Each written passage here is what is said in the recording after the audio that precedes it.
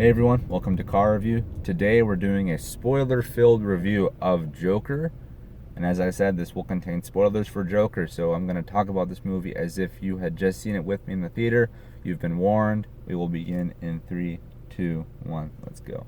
Alright, so Joker, the new movie directed by Todd Phillips, the origin story for the clown Prince of Crime.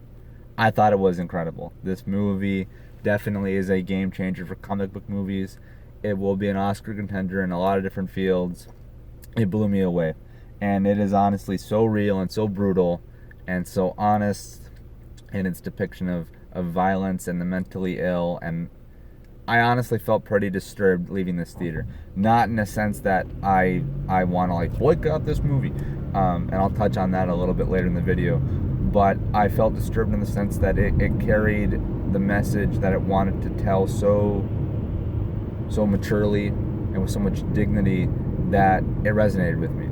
And also, as a comic book reader and as a comic book movie film fan such as myself, and for anyone else who's out there that loves these things as much as I do, you should feel appreciative knowing that that source material of the Joker, which was once laughed upon when thought of being a movie, is now being celebrated and is carried so well that it can be made into such a beautiful movie that it is considered for Oscars.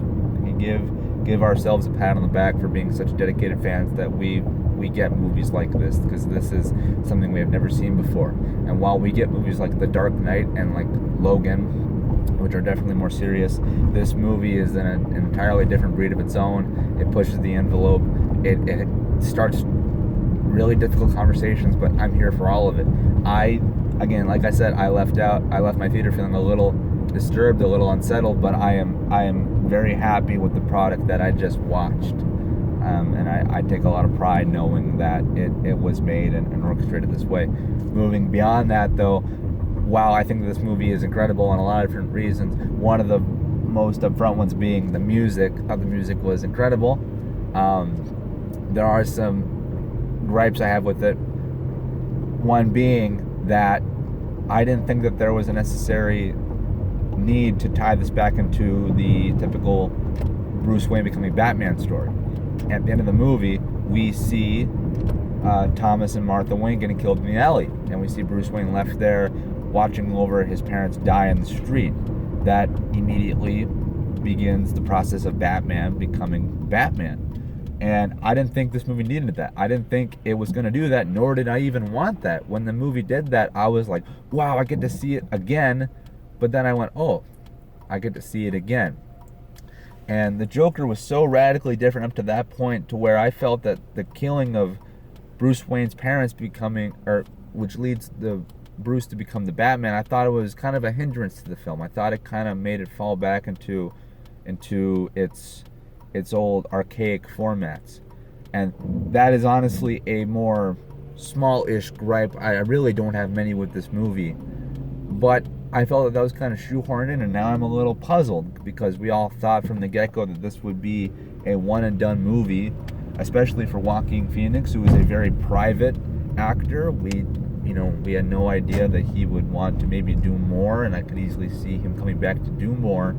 But initially, before he signed on for Joker, he was up for Doctor Strange for the Marvel movies, and he passed because it was such a huge commitment, a multi-film deal. So when he went on for the Joker, we all assumed, well, this is 1, 2 tops if it's on a blue moon with also a solar eclipse, type stuff. But they could easily do another one, and if they did, I would not be opposed to it, but I am very surprised. I am also surprised that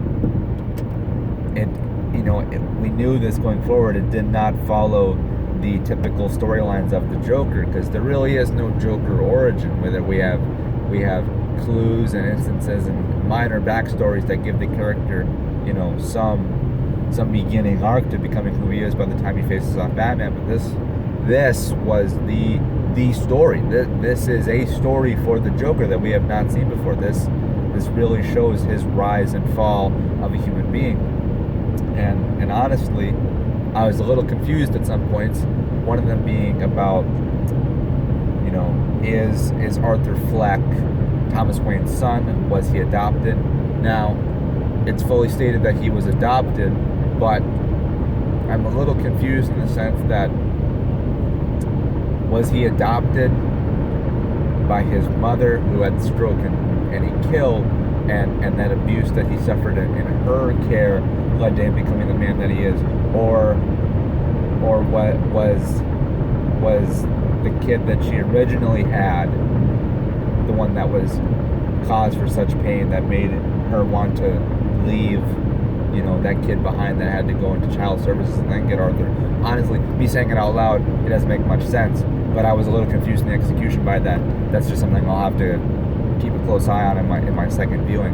And I will see this again, but it will be hard for me to see it again because I feel that this movie will be a hard pill to swallow for a lot of comic book fans, for a lot of film fans, because like I said, I left this movie feeling very disturbed. I did not leave it going like, oh my gosh, like this is like Avengers Endgame, like holy moly. And that's not a fair comparison to make. I understand that, but I'm trying to say that, you leave the theater out of Avengers Endgame and you have an instantly different feeling than you would compared to the Joker. You can even make the comparison to the Aquaman movie and Joker.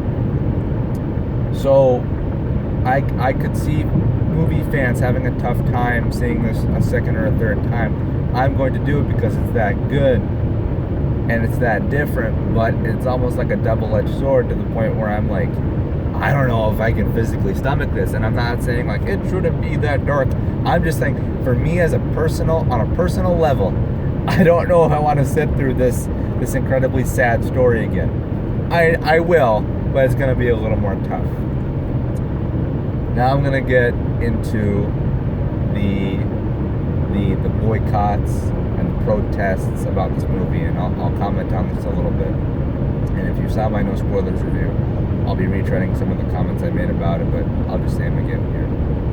Watching this movie, I saw no direct correlation between the violence shown in this movie and how violence could be sparked in the real world. And I'm honestly just saying that, as pure as can be. Movies and video games, but I'll talk about movies because this is a movie show. Movies do not spark violence. They just don't. It is the individual who chooses to do those things, and you should not hinder a movie when someone who goes out and commits atrocities happens to have watched this movie and then does his violent acts. It is not the director's job to bumper their movie in fear of someone springing up and committing horrible acts. All that being said, we'll obviously need to be aware of what we're putting out to the medium, but I thought Joker was incredibly hamstrung with how people were saying that there were going to be killings and riots and stuff because of this movie. And honestly, and again, I'm being honest, I think that because people thought that there were going to be, fear-induced incidents, that led to there being fear. Because we thought something would happen, we became fearful.